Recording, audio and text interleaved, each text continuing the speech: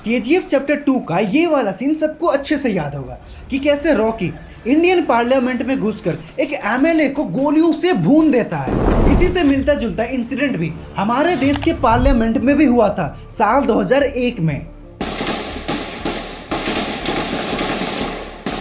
13 दिसंबर 2001 को हमेशा की तरह पार्लियामेंट में हंगामा हो रहा था क्योंकि ठंड का मौसम था, तो 11:02 में संसद को स्थगित कर दिया जाता है और उस समय के तत्कालीन प्रधानमंत्री श्री अटल बिहारी वाजपेयी और ओपोजिशन की लीडर श्रीमती इंदिरा गांधी भी संसद से चले जाते हैं।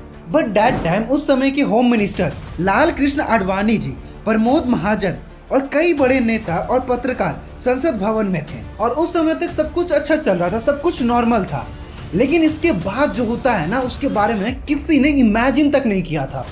गेट नंबर 12 पर व्हाइट कलर की एम्बेसडर कार खड़ी थी।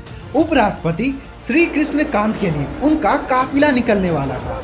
11:30 बजे के आसपास उपराष्ट्रपति के सिक्योरिटी गार्ड गेट पर उनका इंतजार कर रहे थे और उसी समय अचानक सफेद कलर की एम्बेसडर कार, जिसका नंबर था DL 3CJ1527, इस कार से 5 आतंकवादी गेट नंबर 12 से संसद में घुस जाते हैं और उपराष्ट्रपति की कार जो खड़ी थी उससे जाके टकरा जाते हैं और 5 आतंकवादी कार से निकलते हैं और अंधाधुंध फायरिंग करने लगते हैं। उन आतंकवादियों के पास AK-47, हैंड ग्रेनेड, शॉटगन जैसे हाई टेक वेपन्स थे और जबकि सिक्योरिटी गार्ड निहत्थे थे। कमलेश कुमारी ये पहली कांस्टेबल थी जिसने आतंकवादियों की कार का पीछा किया, बट अनफॉर्चुनेटली उनका वहीं पे डेथ हो जाता है।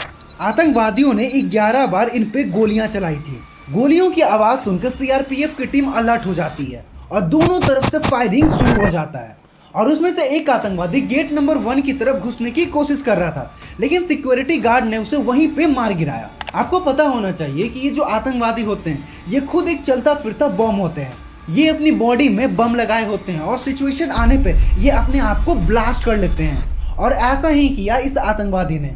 इसने खुद को ब्लास्ट कर दिया और इसके चिथड़े उड़ गए और बाकी 4 आतंकवादी गेट नंबर 4 से सदन में घुसने की कोशिश कर रहे थे, बट हमारे जवानों ने 3 आतंकवादियों को गेट पर ही मार दिया और 5वां आतंकवादी जो गेट नंबर 5 की तरफ बढ़ रहा था, वही गेट नंबर 5 जिससे प्रेसिडेंट उसका यूज करते हैं, ये आतंकवादी गेट नंबर 5 की तरफ बढ़ने लगा, बट जवानों ने उसे वहीं पर निपटा दिया।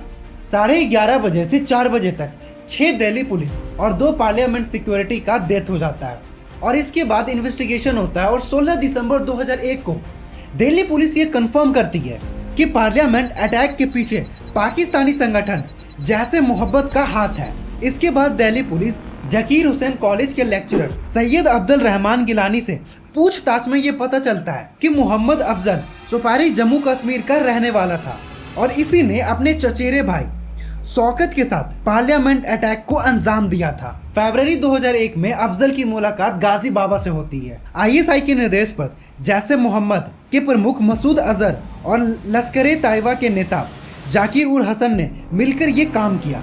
2001 में जब अफजल श्रीनगर गया था तो गाजी बाबा ने मोहम्मद नामक पाकिस्तानी से मिलवाया था जो संसद हमले का मास्टरमाइंड था। इसके बाद मोहम्मद और अफजल 50,000 रुपए और एक लैपटॉप लेकर दिल्ली आया और वो सीधे मुखर्जी नगर चला गया जहां उसके दोस्त शौकत ने उसके लिए सेफ हाउस बना के रखा था। एक हफ्ते के बाद अफजल फिर से श्रीनगर गया और 2 जैश आतंकवादी राजा और हैदर के साथ वापस आया, लेकिन इस बार उसे दिल्ली के गांधी बिहार नगर के दूसरे घर में रखा गया। इसके बाद ये अफजल फिर से श्रीनगर जाता है और 2 आतंकवादी राना और हमजा से मिलता है और ये पाकिस्तानी नागरिक थे। क्योंकि इस प्लान को दिसंबर में कंप्लीट करना था तो दिसंबर के फर्स्ट वीक में शौकत के घर में एक मीटिंग होता है और इस मीटिंग में सारे प्लान डिस्कस किए जाते हैं और 13 दिसंबर 2001 को इसे अंजाम दिया जाता है।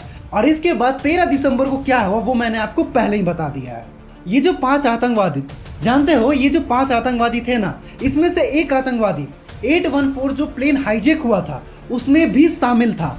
कितना स्ट्रेंज बात है ना कि एक आतंकवादी पहले प्लेन हाईजैक करता है, फिर वही आतंकवादी हमारे देश में पार्लियामेंट में गोलियां चलाता है। खैर हम आगे बढ़ते हैं, जो होना था वो तो हो गया।